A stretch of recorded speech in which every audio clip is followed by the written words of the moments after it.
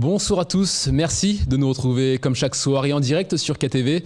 Nous sommes le vendredi 9 juillet et à la une de cette édition, un pont qui empoisonne la vie de la population depuis plusieurs années, celui de Mangajou et de sa voie unique qui provoque chaque jour aux heures de pointe des bouchons interminables. Eh bien ce sera bientôt de l'histoire ancienne car le pont sera bientôt détruit et reconstruit avec cette fois-ci 2 voies de circulation. Derrière ce projet, l'ADEAL, la direction de l'environnement, de l'aménagement et du logement. Elle a présenté ce matin en conférence de presse les différentes phases des travaux qui sont sur le point de démarrer et qui se termineront au début de l'année prochaine. Tous les détails dans ce sujet. Un trafic routier ralenti, des files de voitures qui s'allongent et des piétons obligés de se faufiler le long des barrières. C'est le quotidien des usagers du pont de Mangajou. Enfin, plus pour longtemps, car le pont va être bientôt entièrement détruit et reconstruit. C'est un pont qui fait 2 fois une voie. Chaque voie va faire 3 mètres de large. Plus à côté, vous aurez un passage pour piétons, donc avec aménagé, qui fait aussi 2 mètres de large. Donc vous avez une voie qui va faire, un nouveau pont qui va faire 8 mètres de large. Ça va faire sauter le goulet d'étranglement qu'on a actuellement, puisqu'on n'arrive pas à se croiser. Donc là, il n'y aura aucun problème pour pouvoir se croiser. Et les aménagements, en plus, permettront de sécuriser complètement les piétons, alors qu'actuellement, ce n'est pas du tout le cas. Présentés ce matin par l'ADEAL, les travaux vont commencer en août prochain pour une durée de plusieurs mois.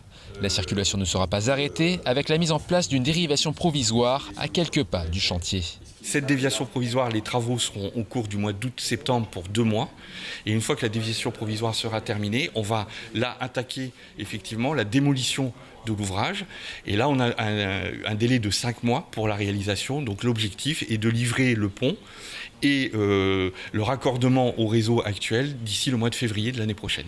Ce nouveau pont était réclamé de longue date par la population, excédée par les bouchons générés sur cet axe de transit majeur entre le nord et le sud. Il y a beaucoup de souffrance. Les habitants de Sada, quand ils veulent aller à Mamoudzou le matin, ils sont obligés de quitter très tôt. Mais arrivé au pont de Mangajou, parfois ça bouchonne pendant 30 à 40 minutes. Ne serait-ce que pour les lycéens, parce qu'on a les bus qui passent là tous les jours. On a 2000 élèves au lycée et au collège de Sada aussi, à peu près 1000 élèves. Donc là, très emprunté. Du coup, voilà, ça serait vraiment un soulagement pour les usagers de ce pont. Le coût total du chantier est estimé à 1,5 million d'euros, financé en totalité par le plan de relance décidé par le gouvernement.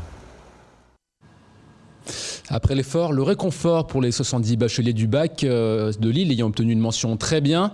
Ils ont été accueillis et récompensés ce matin par le recteur Gilles Albou sur l'esplanade du rectorat de Mayotte.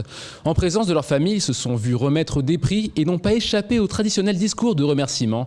Un reportage signé Jaidi Maolida. Le rectorat accueille et honore ce matin les élèves ayant obtenu la mention très bien au baccalauréat. La cérémonie est orchestrée par Gilles Albou et le recteur de Mayotte ne cache pas sa fierté quant à la réussite des jeunes promus.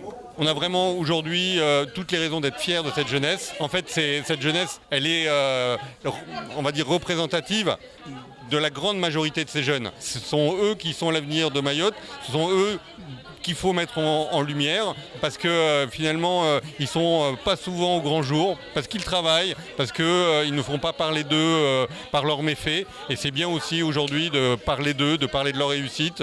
Provenant des filières générales, technologiques et professionnelles de Lille, le cru de cette année est composé de 70 élèves. Obtenir le baccalauréat est une première étape et les lauréats ont encore des ambitions plein la tête.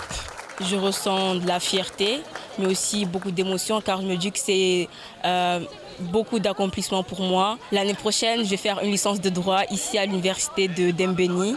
Puis à la fin de ma licence, je compte poursuivre mes études en master. Et plus tard aussi, j'aimerais passer le concours de la magistrature à Bordeaux pour devenir magistrat. Les mots sont limités, donc je ne peux pas expliquer ce plaisir que je ressens. L'année prochaine, je vais faire une classe préparatoire aux grandes écoles. PTSI, physique, technologie et sciences de l'ingénieur, pour devenir professeur de mathématiques agrégé. Avec une moyenne de 19,11, Shana est la majeure de promotion dans la filière générale. Une fierté pour sa famille qui ne peut que la soutenir pour la suite. C'était un petit peu compliqué avec le confinement et tout, mais ça s'est bien passé au final. L'année prochaine, je vais dans une école d'ingénieur à Lyon, à l'INSA de Lyon, pour espérer faire ingénieur en génie civil et urbanisme. Au jour d'aujourd'hui, c'est vrai, elle a fait une autre fierté à papa, à moi. à son frère, à toute la famille. Et j'espère que là où elle va aller à l'INSA, elle gardera ce cap et elle travaillera et revenir, aider notre île, parce qu'on a besoin des femmes à Mayotte qui font que notre île avance. Devenir avocat, médecin ou encore procureur de Mayotte, lors de leur discours, les tout récents bacheliers ont affirmé leurs grandes aspirations pour l'avenir. Que la réussite les accompagne, le futur s'annonce radieux pour les jeunes pousses de l'île au parfum. Et nous l'évoquions hier, la piste longue va voir le jour dans les prochaines années. Les derniers doutes sont aujourd'hui levés puisque le projet va entrer dans la première phase de réalisation. À ce titre, Mayotte va accueillir dès le mois de septembre prochain Christophe Masson, le délégué à la piste longue au sein de la DGAC. Ce dernier était sur notre plateau ce matin et il a confirmé que le début des travaux est prévu pour 2023. Écoutons-le. La piste longue, elle arrivera effectivement et on est dans une phase dynamique en fait, de développement du projet aujourd'hui, puisque... Pour vous expliquer, sur un grand projet, il y a 3 grandes phases en fait. Je ne parle plus de l'opportunité du projet, c'est acté, ce sujet-là, c'est derrière nous. Donc on est dans du développement, donc une première phase de travaux préparatoires qui permettent d'aboutir à, ça va durer jusqu'en avril 2022, enfin mi-2022 à peu près. Ensuite, on va enclencher le processus d'enquête publique pour obtenir toutes les autorisations administratives qui sont nécessaires et ça permettra ensuite donc un démarrage des travaux en 2023. Voilà, donc on est sur cette dynamique et dans cette perspective de démarrage effectif des gros travaux, je dis bien des gros travaux en 2023. Et dans le reste de l'actualité en bref, c'est aussi le 8e Forum international des métiers et de l'artisanat ou encore la défenseur des droits interpellée par une affaire de naissance sous X. Au montage, Leslie Vimonet. La crise sanitaire aura eu le don d'annuler la plupart des événements qui ont lieu chaque année à Mayotte. C'est le cas du Forum international des métiers et de l'artisanat de l'océan Indien. Néanmoins, bonne nouvelle. La plus grande manifestation de l'artisanat de l'océan Indien organisée par la CMA Mayotte et l'ARCMA Océan Indien aura bien lieu cette année, sauf nouvelles mesures sanitaires. Après une année de suspension, le forum revient dans une formule innovante adaptée au contexte sanitaire régional.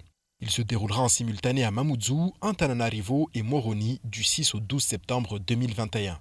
Les artisans mahorais de tous les secteurs, de l'alimentation à la fabrication, en passant par le BTP et services, ainsi que les associations d'art qui souhaitent y participer, sont priés de contacter la CMA impérativement avant le 31 juillet 2021. Pour ce faire, il suffit de joindre Wirdan Ahmed au 06 39 69 71 74 ou à l'adresse mail qui s'affiche. Attention, les places sont limitées. Désormais, chaque assuré social peut désigner et déclarer son médecin traitant. Ce dispositif de parcours de soins concerne tous les assurés de plus de 16 ans affiliés à la CSSM. Il a pour objectif de permettre à chaque patient relevant du régime de sécurité sociale de Mayotte d'être mieux suivi, bien orienté et de recevoir des soins de qualité adaptés à son état de santé. L'assuré qui choisit d'avoir un médecin traitant s'adresse à lui en priorité en cas de problème de santé. Cette liberté de choix s'applique également au médecin qui est libre d'accepter ou de refuser d'être le médecin traitant. La déclaration de médecin traitant se formalise par l'établissement d'un document consigné par l'assuré et le médecin. La transmission de la déclaration peut s'effectuer soit par le médecin ou par l'assuré à la CSSM par mail à l'adresse qui s'affiche ou en la déposant dans les boîtes aux lettres sur les sites de la caisse. Le formulaire est disponible en ligne sur le site www.cssm.fr à la rubrique maladie, onglet différents imprimés maladies. Le 27 mai 2017, un petit garçon d'environ 1 an était retrouvé dans l'un des caniveaux de la ville de Kangani, souffrant de dénutrition et atteint d'une pathologie grave. 2 ans durant, l'enfant aura été surnommé bébé X dans les documents de l'administration française, et ce parce qu'il aura fallu 2 ans pour que son identité soit établie. Il aura fallu attendre le printemps 2019 pour que l'enfant soit pris en charge sur le plan médical, conduisant à une reconnaissance tardive de son handicap. Or, en termes de handicap, plus la reconnaissance s'opère tôt, moins les séquelles sont développées. Dans un rapport, Claire Edon, la défenseure des droits, dénonce un dossier très peu étoffé, voire lacunaire. Claire Edon identifie plusieurs responsabilités, celle du parquet, au courant depuis 2017 de l'existence d'un enfant sans identité, mais aussi et surtout celle du conseil départemental qui, par son manque de diligence, méconnu son droit fondamental à l'identité et portait gravement atteinte à son intérêt supérieur. L'émission Ce qu'il faut en dire, diffusée sur Quasi, continue d'aborder les 10 ans de la départementalisation avec des personnalités de l'île. L'ancien patron du MEDEF, Michel Taillefer, s'est prêté au jeu. Il est revenu sur ces 10 années et sur les freins qui empêchent le territoire de se développer pleinement. Premier d'entre eux, selon lui, la délinquance et la barbarie dont font preuve certains jeunes. Je vous propose de l'écouter au micro de Anne-Constance Anguena. Je vais d'abord vous lire une citation de Platon. Lorsque les pères s'habituent à laisser faire les enfants, lorsque les fils ne tiennent plus compte de leurs paroles, lorsque les maîtres tremblent devant leurs élèves et préfèrent les flatter, lorsque finalement les jeunes méprisent les lois parce qu'ils ne reconnaissent plus au-dessus d'eux l'autorité de rien ni de personne, alors c'est là, en toute beauté et toute jeunesse, le début de la tyrannie. Platon, 5 siècles avant Jésus-Christ. Et il faut en penser quoi? Je pense que on peut tout dire, on peut tout imaginer, etc. Si on ne règle pas ce problème de la barbarie à Mayotte, on ne pourra pas y arriver. Et c'est ainsi que s'achève cette édition. Merci de nous avoir suivis. Rendez-vous lundi dès 19h pour tout connaître de l'actualité locale. Excellente soirée sur Quasi.